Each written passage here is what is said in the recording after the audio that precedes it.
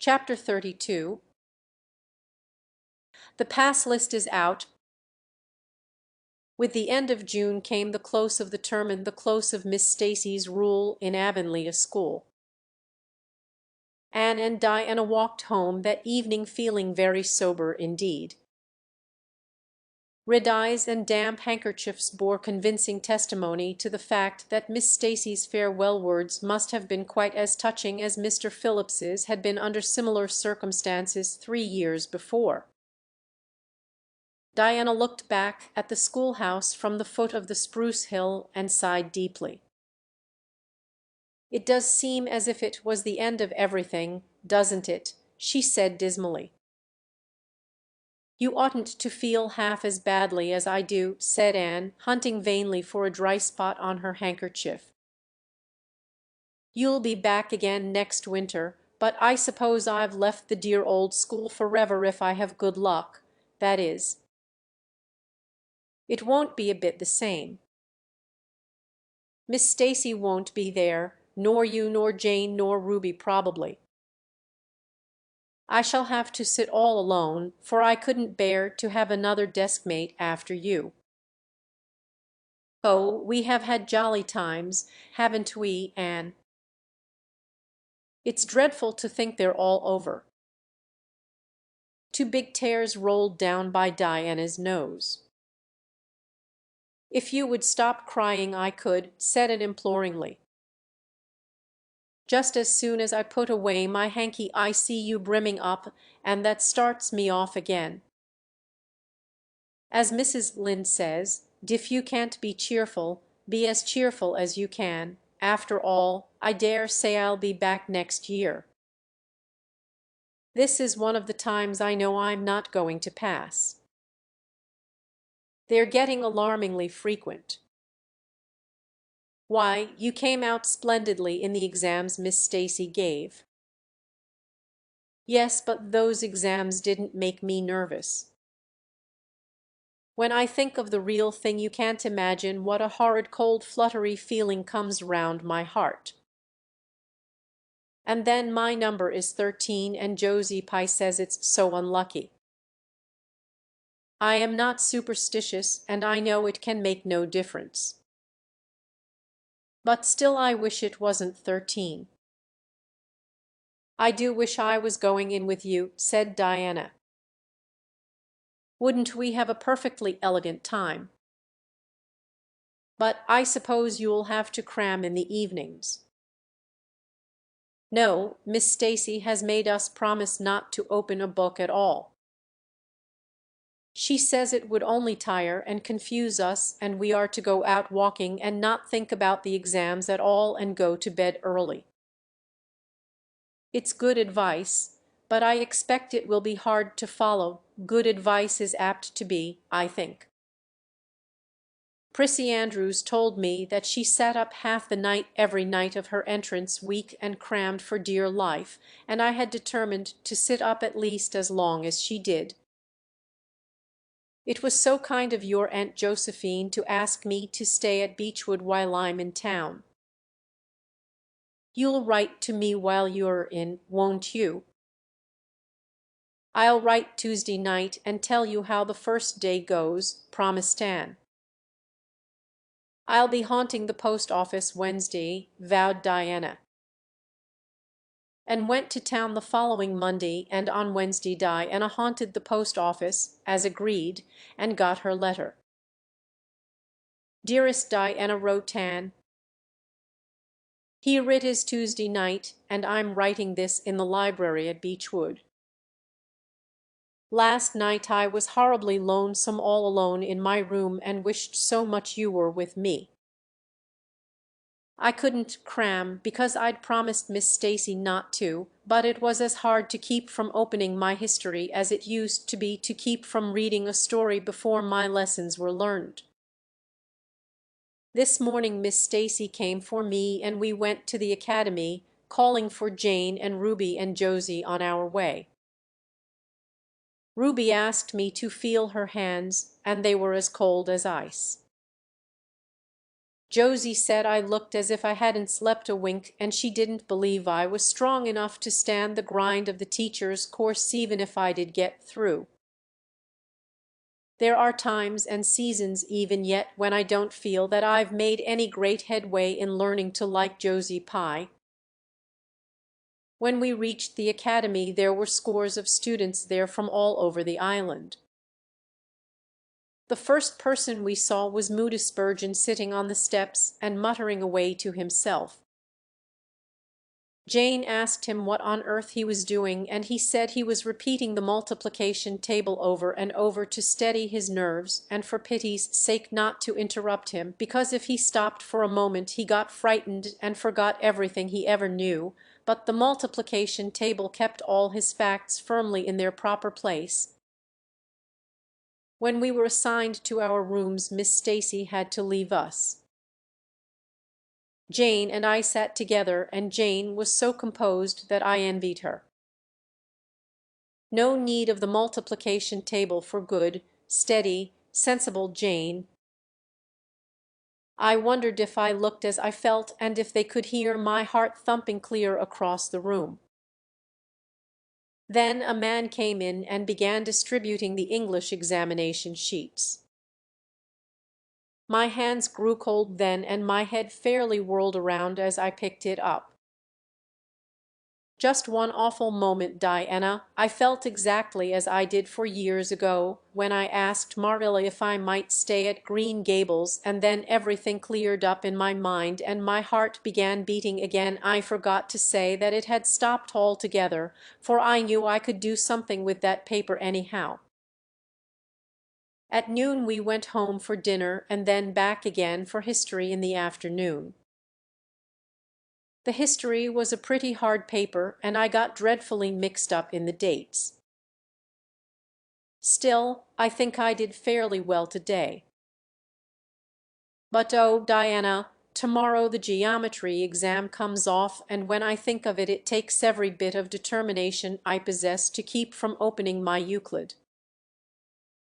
If I thought the multiplication table would help me any, I would recite it from now till tomorrow morning. I went down to see the other girls this evening. On my way I met Moody Spurgeon wandering distractedly round. He said he knew he had failed in history, and he was born to be a disappointment to his parents, and he was going home on the morning train, and it would be easier to be a carpenter than a minister, anyhow. I cheered him up and persuaded him to stay to the end, because it would be unfair to Miss Stacy if he didn't. Sometimes I have wished I was born a boy, but when I see Moody Spurgeon I'm always glad I'm a girl and not his sister. Ruby was in hysterics when I reached their boarding-house. She had just discovered a fearful mistake she had made in her English paper. When she recovered we went uptown and had an ice cream.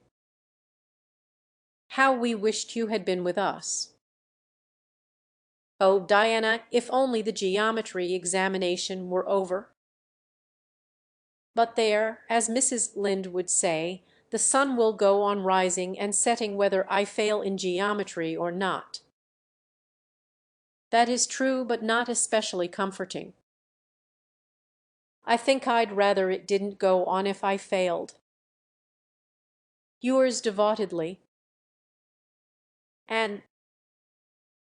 The geometry examination and all the others were over in due time, and Anne arrived home on Friday evening, rather tired but with an air of chase and triumph about her. Diana was over at Green Gables when she arrived, and they met as if they had been parted for years. "You old darling, it's perfectly splendid to see you back again. It seems like an age since you went to town, and oh, Anne, how did you get along?" "Pretty well, I think, in everything but the geometry. I don't know whether I passed in it or not, and I have a creepy, crawly presentiment that I didn't. Oh, how good it is to be back! Green Gables is the dearest, loveliest spot in the world. How did the others do?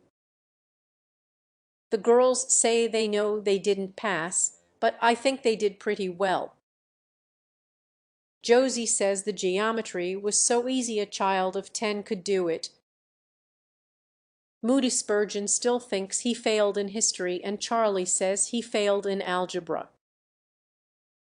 But we don't really know anything about it and won't until the pass list is out. That won't be for a fortnight. Fancy living a fortnight in such suspense. I wish I could go to sleep and never wake up until it is over. Diana knew it would be useless to ask how Gilbert Blythe had fared, so she merely said, "Oh, you'll pass all right. Don't worry." "I'd rather not pass at all than not come out pretty well up on the list," flashed Anne, by which she meant, and Diana knew she meant, that success would be incomplete and bitter if she did not come out ahead of Gilbert Blythe. With this end in view, Anne had strained every nerve during the examinations. So had Gilbert. They had met and passed each other on the street a dozen times without any sign of recognition, and every time Anne had held her head a little higher and wished a little more earnestly that she had made friends with Gilbert when he asked her, and vowed a little more determinedly to surpass him in the examination. She knew that all Avonlea Junior was wondering which would come out first. She even knew that Jimmy Glover and Ned Wright had a bet on the question, and that Josie Pye had said there was no doubt in the world that Gilbert would be first, and she felt that her humiliation would be unbearable if she failed. But she had another and nobler motive for wishing to do well. She wanted to pass high for the sake of Matthew, and Marilla, especially Matthew. Matthew had declared to her his conviction that she would beat the whole island. That, Anne felt, was something it would be foolish to hope for even in the wildest dreams. But she did hope fervently that she would be among the first 10 at least, so that she might see Matthew's kindly brown eyes gleam with pride in her achievement. That, she felt, would be a sweet reward indeed for all her hard work and patient grubbing among imaginative equations and conjugations.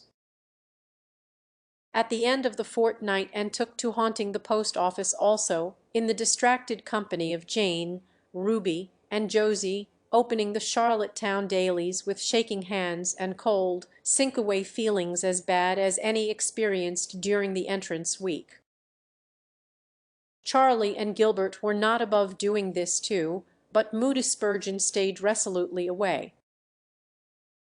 "I haven't got the grit to go there and look at a paper in cold blood," he told Anne. "I'm just going to wait until somebody comes and tells me suddenly whether I've passed or not." When 3 weeks had gone by without the pass list appearing, Anne began to feel that she really couldn't stand the strain much longer. Her appetite failed and her interest in Avonlea doings languished. Mrs. Lynde wanted to know what else you could expect with a Tory superintendent of education at the head of affairs, and Matthew, noting Anne's paleness and indifference, and the lagging steps that bore her home from the post office every afternoon, began seriously to wonder if he hadn't better vote Grit at the next election. But one evening the news came. Anne was sitting at her open window, for the time forgetful of the woes of examinations and the cares of the world, as she drank in the beauty of the summer dusk, sweet-scented with flower breaths from the garden below and sibilant and rustling from the stir of poplars. The eastern sky above the firs was flushed faintly pink from the reflection of the west, and Anne was wondering dreamily if the spirit of color looked like that when she saw Diana come flying down through the firs, over the log bridge, and up the slope, with a fluttering newspaper in her hand. Anne sprang to her feet, knowing at once what that paper contained. The pass list was out. Her head whirled and her heart beat until it hurt her. She could not move a step. It seemed an hour to her before Diana came rushing along the hall and burst into the room without even knocking, so great was her excitement. "Anne, you've passed," she cried, "past the very first you and Gilbert both your ties, but your name is first." "Oh, I'm so proud."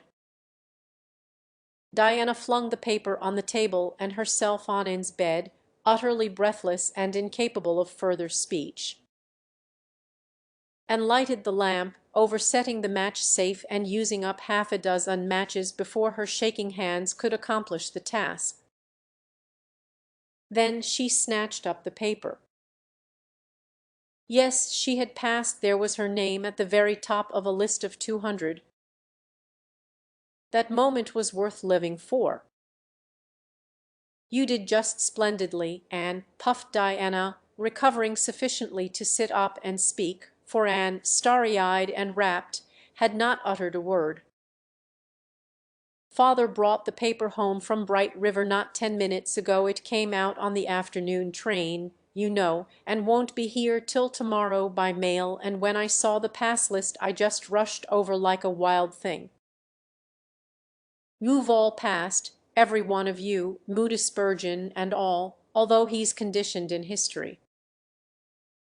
Jane and Ruby did pretty well, they're halfway up, and so did Charlie. Josie just scraped through with 3 marks to spare, but you'll see she'll put on as many airs as if she'd led. Won't Miss Stacy be delighted? Oh, and what does it feel like to see your name at the head of a pass list like that? If it were me, I know I'd go crazy with joy. I am pretty near crazy as it is, but you're as calm and cool as a spring evening." "I'm just dazzled inside," said Anne. "I want to say 100 things, and I can't find words to say them in. I never dreamed of this. Yes, I did too, just once. I let myself think once, what if I should come out first, quackingly, you know, for it seemed so vain and presumptuous to think I could lead the island. Excuse me a minute, Diana. I must run right out to the field to tell Matthew. Then we'll go up the road and tell the good news to the others." They hurried to the hayfield below the barn where Matthew was coiling hay, and, as luck would have it, Mrs. Lynde was talking to Marilla at the lane fence. "Oh, Matthew," exclaimed Dan, "I've passed, and I'm first or one of the first. I'm not vain, but I'm thankful." "Well now, I always said it," said Matthew, gazing at the pass list delightedly. "I knew you could beat them all easy." "You've done pretty well, I must say, Anne," said Marilla, trying to hide her extreme pride in Anne from Mrs. Rachel's critical eye. But that good soul said heartily, "I just guess she has done well, and far be it from me to be backward in saying it. You're a credit to your friends, Anne, that's what, and we're all proud of you." That night Anne, who had wound up the delightful evening with a serious little talk with Mrs. Allen at the manse, knelt sweetly by her open window in a great sheen of moonshine and murmured a prayer of gratitude and aspiration that came straight from her heart. There was in it thankfulness for the past and reverent petition for the future, and when she slept on her white pillow her dreams were as fair and bright and beautiful as maidenhood might desire.